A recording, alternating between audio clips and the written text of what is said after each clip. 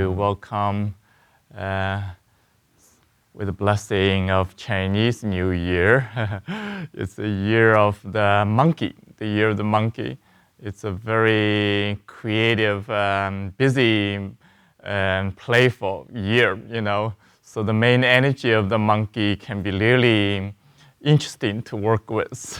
In the Chinese tradition, there's a wonderful classic called The Monkey King.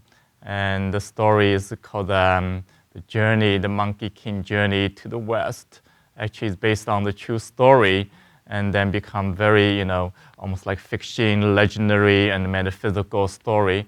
And so the essence of the story is really illustrating the journey of the mind awakening to its true potential.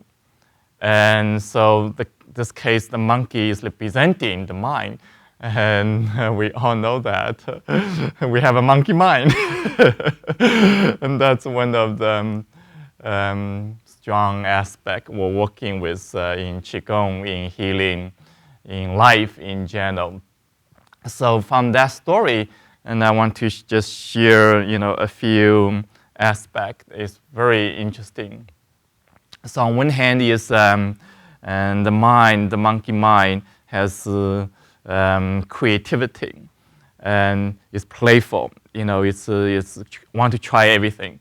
And on the other hand, and the mind is also, all of the places not settling. Yeah, just like the monkey jump around everywhere. It's not settling. It's not grounded, so to speak. Yeah, and so from the story, it's really interesting. Actually, this monkey is kind of pop up from a stone. A stone, billion years of old stone on the planet Earth, and exposed to the essence of life energy of the universe. So suddenly, boom, the monkey came out of stone, then become so powerful, have all the attributes, not only the mind, but also other, powerful, superpower, basically, to the point he wants to take over the heaven, have a battle with the heaven. Then eventually, the Buddha, representing the essence of the mind, come down to subdue him. No one else can fight him over anymore. So he become very, egoistic and super powerful and want to destroy everybody. So we know that. We're familiar with that. And eventually, the Buddha put him in the mountains, and then, a prophet 500 years later, he will accompany a monk and go to the West, in this case is to India, to acquire the Buddhist teaching, to realize enlightenment if he can accomplish that journey. So on that journey, a lot of things happened. Yeah, different things happened.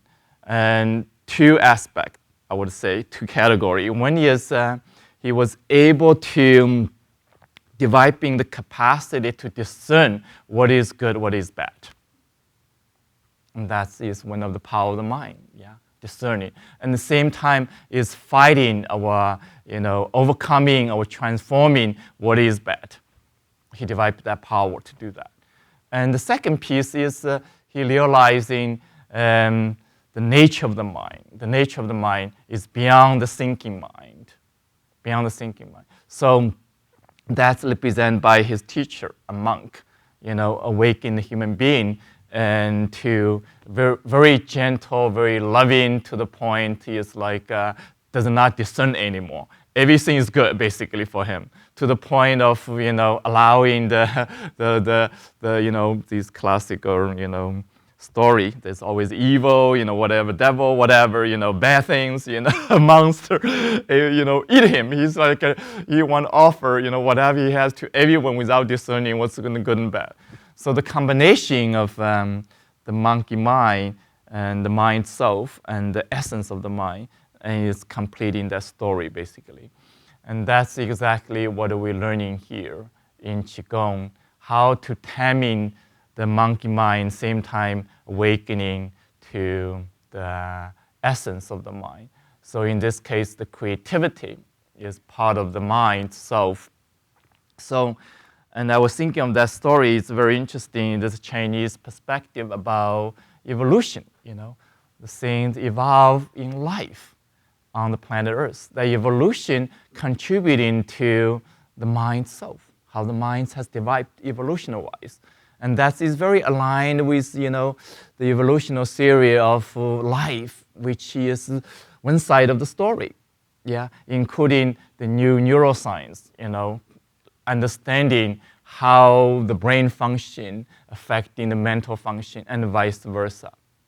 And there's another side of the story is equally true, even more true. So is the essence of the mind is beyond the beyond whatever stage of the mental development in life in general. So that is two story kind of we're simultaneously aware and working with. And that's also really important to incorporate that into your practice. So one of the story in the Monkey King is he can jump very fast, very far away. In a split of second, each jump take him more than 6,000 miles. It's really interesting in all days, people have a really good understanding what the mind is. The mind can jump fast, really fast. Now we know, in some way we know the mind can travel beyond the light speed. And then no matter how much you can travel, you still cannot travel beyond the essence of the mind itself. And that is one of the story of the episode in that story. When he having a competition with the Buddha, he said, I can jump that far. And the Buddha said, if you can jump beyond my fingers, then you win. So I had that test, basically. So what happened, you say, you can go to these placemaker, so he started to jump, he started thinking, oh, the Buddha is stupid. How could he, possibly to win this game, right? So he started to jump. And the first jump is he saw a pillow in the sky.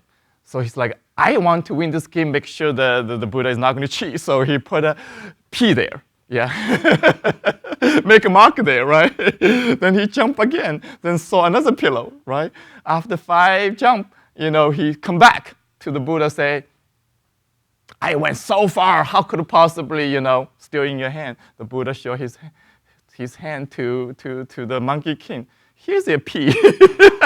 Here's another one marker. Here's another one. So it's very playful, but it's really deeper, meaningful, deeper teaching there.